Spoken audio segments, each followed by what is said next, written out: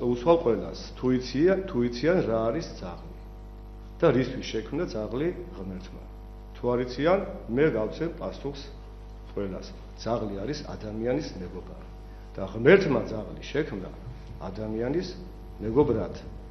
აქ აი ამ პროექტში ჩადებული ყველა მუხლი მიმართული არის იქითკენ, რომ ჩვენ ძაღლებს მოუსწოთ სიცოცხლე.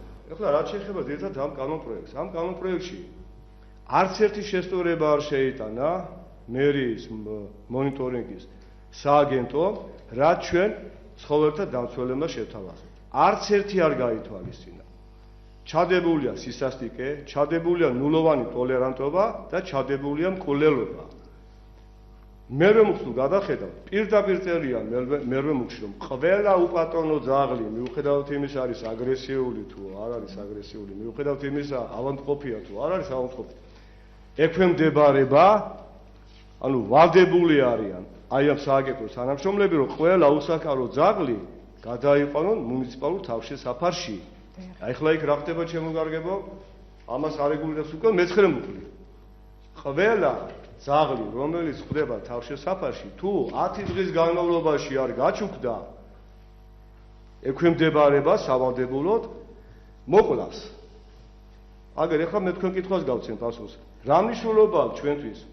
მე ნემს გამიკეთებენ და ისე მომკლავენ თუ თოფს მესხვრიან და ისე მომკლავენ. ამიტომ აი ეს პროექტი ამ რედაქციით არავითარ შემთხვევაში არ უნდა განიხილოს 30 მარტს საკრებულო. მე მოუწოდებ ყველა დეპუტატს, ყველა იმ ადამიანს, ვისაც სიცოცხლე უყვარს. არა მარტო იმას, ვისაც ცხოველი უყვარს, ვისაც სიცოცხლე უყვარს. ჩემო კარგო დეპუტატებო, ნუ გახდებით მკვლელები.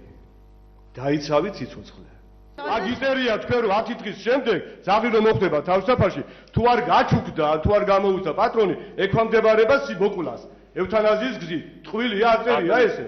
ბატონ თავაზე. არა, გეკითხები არ წერია, გამეცი პასუხი, კაცო, შეგეკითხე კონკრეტული კითხვა დაგისვი. წერია თუ არა? თუ არა მე დაგიკითხავ ეხლა ამას, რა მაშინ აქ? რა გიწერია? არ დავიხევ, ჩემონერი კარგად იცი და მე არავის არ მოცემთ იმის უფლებას, რომ ჩემ ქალაქში udanašaulო არააგრესიული ძაღლები დახოცოთ. საზოგადოების და საქართველოს გასაგონად მითხარით, ტყუილი აქ რაც დავიკითხე? ხო ესე არის, ხო ესე გიწერია, რომ უნდა მოკლათ ესეთი ძაღლი, ხო? ჯამთელი ძაღლი, რომელიც მოხდება თქვენთან თავშესაფარში, თუ არ გაჩუქდა 10 დღის მერე უნდა მოკლათ. აქ ლაპარაკია ქუჩის უპატრონო და ასევე ის ძაღლები, რომელსაც თქვენ ჩაგაბარებთ, თქვათ, იგივე სოციალურად დაუცველი ჯიშიან ძაღლს, თქვათ, ან იგივე როგორც გითხარით, უსასკარო ძაღლს ქუჩიდან, რომელსაც არანაირი დაავადება არ აქვს, არის აბსოლუტურად ჯამთელი და არ არის აგრესიული. ასევე არ უქმნის საფრთხეს ადამიანს ქუჩაში. დილის გადაცემაში გამოვიდა თქვენი უშუალო ხელმძღვანელი ბატონი თემურ ხალაძე და პირდაპირ თქვა, ესა ჩემი მოგონილი ხო არ არის საქართველოს გასაგებად თქვა, რომ დიახ, უნდა დავხოცო და ვინ მოგწევს ბიჭო თქვენ ამის მე და თქვენ შორის ეს განსხვავება რომ მე ჩემ ფულს ვხარჯავ სიცოცხლის გადასარჩენად. თქვენ კიდე ფულს იღებთ ამ სიცოცხლის მოსაწყობად. აი ეს განსხვავება ჩვენსა და თქვენ შორის.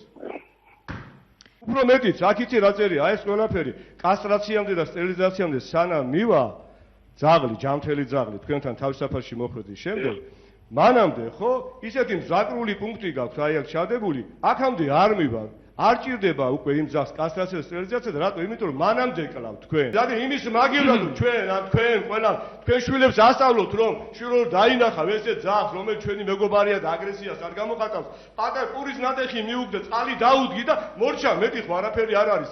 ის ბავშვი ხო გაიზრდება ნორმალური ახალგაზრდა, ნორმალური წევრი ჩვენი საზოგადოების და თქვენ ასაკეთებთ, კაცო. ჩვენი ფულით ესე იგი აბოროტებთ ხალხს.